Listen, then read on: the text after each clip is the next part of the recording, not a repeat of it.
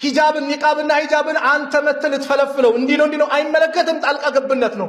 በሃይማኖት ጣልቃ መግባት ደግሞ ከባድ ወንጀል ነው። የሂጃብ ጉዳይ የሰላት ጉዳይ የምንደራደርበት አይደለም።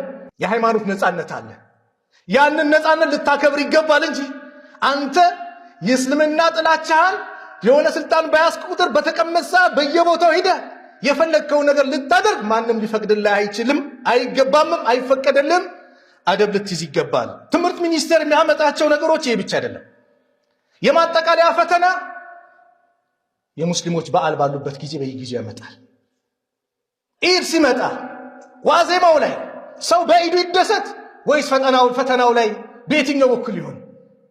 እንዲወድቅ ነው ተማሪ ሙስሊሙ እንዳያጠና ነው፣ እንዳይዘጋጅ ነው፣ ቴንሽን ሌላ ሐሳብ ውስጥ እንዲገባ ነው። ምንድነው ዓላማው? አንድ አይደለም፣ ተደጋገመ በየዓመቱ ሊታሰብበት ይገባል። አደብ